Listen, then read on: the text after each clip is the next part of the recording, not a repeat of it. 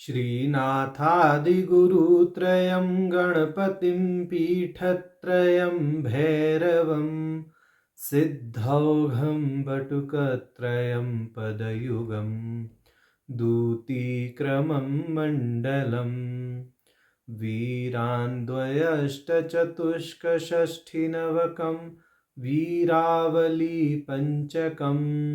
श्रीमन्मालिनीमन्त्रराजसहितं वन्दे गुरोर्मण्डलम्। नारायण। शिवसूत्र की श्रृंखला में हम शिवसूत्र के तीसरे उन्मेष के 19वें सूत्र तक का भाष्य देख चुके थे। आज तीसरे उन्मेष के 20वें सूत्र का भाष्य देखेंगे।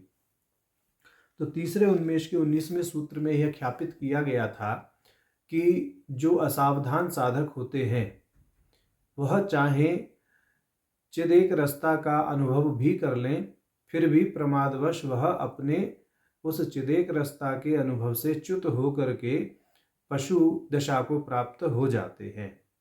अब इस पशु दशा को प्राप्त ना हो उसके लिए उन्हें एक अभ्यास अगले सूत्र में बताया जा रहा है।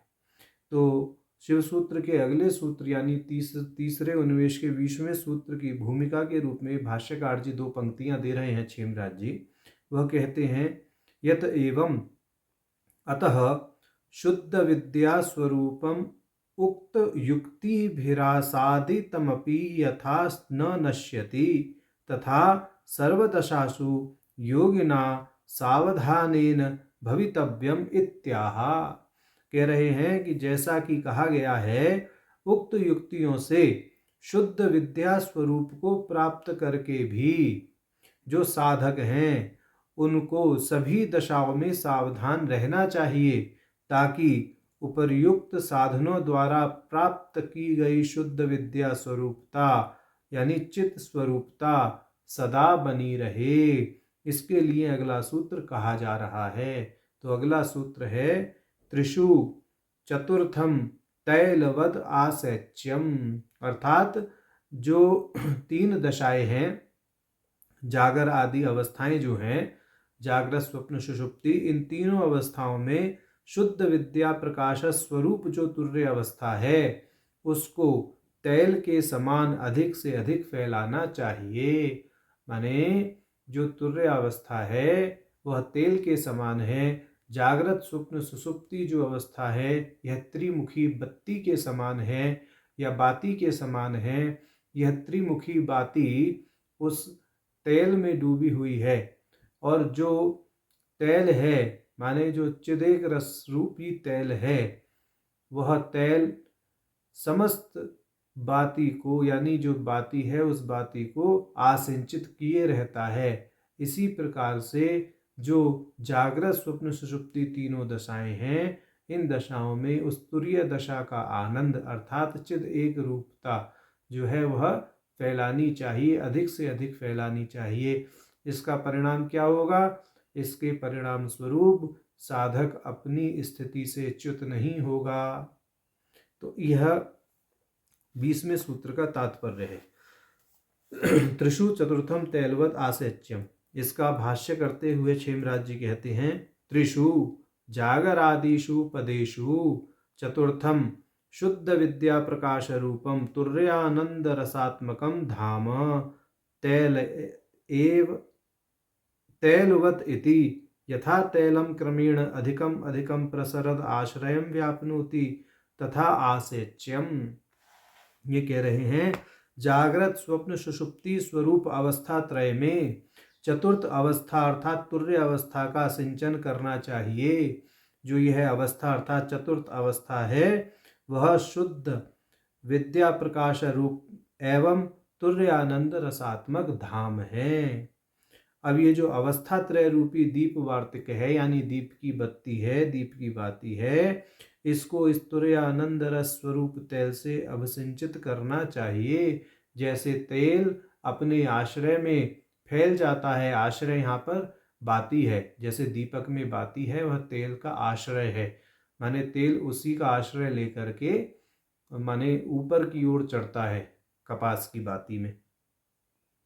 तो जिस प्रकार बाती में तेल क्रमशः लगातार ऊपर की ओर ज़्यादा से ज़्यादा मात्रा में फैलता जाता है, उत्कृष्ट होता जाता है, ठीक उसी प्रकार साधक को चाहिए कि वह अपनी चेतना की इन तीनों अवस्थाओं को ज़्यादा से ज़्यादा तुर्य अवस्था के रस से आसिंचित करे। माने जागृत स्वप्न सुषुप्ति में उस तुर्य चेतना का आसिंचन करता रहे, ताकि वह अपने इस तुर्य आनंद रस की अनुभूति से च्युत ना हो। ऐसा कह रहे हैं। अब आगे कहते हैं त्रिष्वपि पदेषु उन्मेषोपशान्त्यात्मक आदि अंतकोटयोः परिस्फुरत्तः तुर्यरसेन मध्यदशामपि अवष्टम्भयुक्त्या व्याप्नुयात् येन तन्मयी भावम् आपनुयात्। ये कह रहे हैं कि तीनों अवस्थाओं की उन्मेष तथा उपशांति दशाओं में भी आदि और अंत कोटि की मध्य दशा को ग्रहण कर चिद घनता को व्याप्त करना चाहिए, जिससे चिद घन रूप परामृत समुद्र में तन्मयी भाव प्राप्त हो।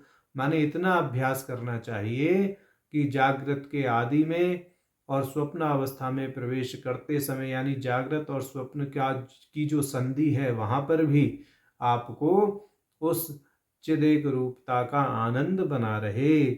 ऐसे ही स्वप्न की और सुषुप्ति की जो संधि है, यह जो मध्य दशा कहलाती है ना, मतलब जागृत और सुषुप्ति की संधि, जागृत और स्वप्न की संधि, स्वप्न और सुषुप्ति की संधि, इस दृष्टि से जो संधियां हैं उनमें भी उस तुर्य रस का आनंद बना रहे, इतना अभ्यास साधक को करते रहना चाहिए और उस चिदघन रूप परामृत समुद्र के साथ में उसे तन्मयी भाव से रहना चाहिए। ऐसा अब भाष्यकार ये कहेंगे कि भाई जैसे यहाँ पर इस सूत्र में त्रिषु चतुर्थम तैलवद आसेच्यम में तीन दशाओं को तुर्य दशा के साथ में सिंचन करने की बात कही गई है, उसी प्रकार से पहले उन्मेष के 7वें सूत्र और 11वें सूत्र में भी कुछ इस प्रकार से कहा गया है। तो उसका यहाँ पर वह व्याख्यान करके कहते हैं कि पहले उन्मेष के 7वें सूत्र जागृत स्वप्न सुषुप्तेषु तुर्या भोग संभवः, इसमें जो माने बात कही गई है या जो इसमें तथ्य कहा गया है वह किस प्रकार से वर्तमान सूत्र यानी तीसरे उन्मेष के 20वें सूत्र से भिन्नता रखता है। फिर उसके बाद में प्रथम उन्मेष के 11वें सूत्र तृतीय भोक्ता वीरेशः, इसके विषय में टिप्पणी करेंगे भाष्यकार। यहाँ तो भाष्यकार कहते हैं जागृत स्वप्न सुषुप्तेषु तुर्या भोग संभवः इत्यनेन उद्यम शक्ति चक्रानुसंध्यवष्ठम्भ भाजः स्वरस प्रसर जागरादिपदेषु सत्ता मात्रम तुर्यस्योक्तम। ये कह रहे हैं जागृत स्वप्न सुषुप्ति तुर्या भोग संभवः, ये जो पहले उन्मेष का 7वां सूत्र है, इस सूत्र के द्वारा उद्यम शक्ति चक्रानुसंधान का अवलंबन लेकर आत्मरस के प्रसरण रूपी जागृत आदि तीनों दशाओं में तुर्य की सत्ता मात्र को बताया गया है। माने प्रथम उन्मेष के 7वें सूत्र में तो यह बताया गया कि जो तुर्य अवस्था है वह तीनों दशाओं में प्रविष्ट रहती है, परंतु यहाँ पर तो उस तुर्य अवस्था के या तुर्य पद के या जो चिदेक रसता है उसके साथ में तीनों अवस्थाओं का आसिंचन करना है। माने उस चौथी दशा को तीनों दशाओं में क्या करना है, प्रसारित करते रहने का अभ्यास करना है, ताकि प्राप्त पद से क्या ना हो, च्युत ना हो साधक। ऐसा यहाँ पर भाष्यकार जी स्पष्ट कर रहे हैं। कहने का तात्पर्य यह है कि योगी शक्ति चक्र के अनुसंधान से जागृत आदि अवस्थाओं के अंतर्गत खाते हुए, जागते हुए, सोते हुए और भी व्यवहार करते हुए भी आत्मस्फुरण के अनुभव का चमत्कार प्राप्त करता रहता है। यही तुर्य अवस्था है। ऐसा भाव प्रथम उन्मेष के 7वें सूत्र में बताया गया, परंतु यहाँ पर तो यह कह रहे हैं कि आपको प्रयास पूर्वक यह अभ्यास करते रहना है, ताकि अपने प्राप्त स्थिति से साधक निम्न स्तर पर न आ जाए। अब आगे कह रहे हैं भाष्यकार जी तृतीय भोक्ता वीरेशः इति सांभवोपाय अनुगुणहटपाकयुक्त्या जागरादि संहारो दर्शितः। ये कह रहे हैं तृतीय भोक्ता वीरेश इस सूत्र द्वारा शांभवोपाय अनुगुण हटपाक की युक्ति से जागृत स्वप्न और सुषुप्ति नामक सांसारिक दशाओं के संहार अर्थात उन्मूलन या अवसान को निर्देशित किया गया है।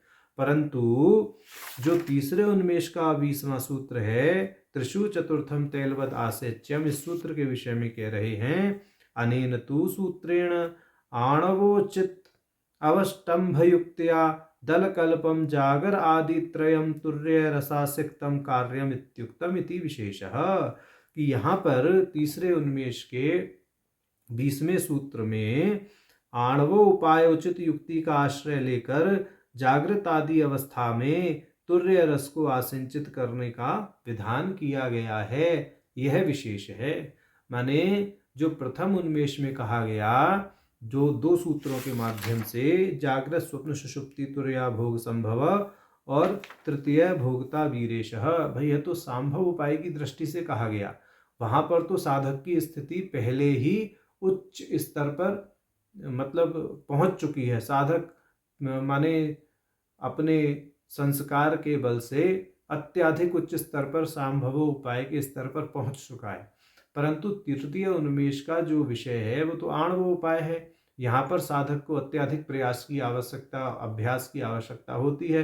तो यहाँ साधक प्रयास पूर्वक जो तुरीय दशा का आनंद है उसको तेल के समान तीनों दशाओं में प्रसारित करने का अभ्यास करता रहे, अर्थात अपनी तीनों दशाओं को, जागृत स्वप्न सुषुप्ति दशाओं को जो तुर्य रस है उसके आनंद से अभिसिंचित करता रहे। अगर साधक ऐसा नहीं करेगा तो वह अपनी प्राप्त स्थिति को खो देगा और उसका पतन हो जाएगा, ऐसा कहने का तात्पर्य है। अब अगले सूत्र में जागर आदि अवस्था त्रय में जो तुर्य रस के आसिंचन को करना है उसका उपाय बताएंगे, तो उसे माने अगली वीडियो में उसे देखेंगे। आज इतना ही रहने देते हैं।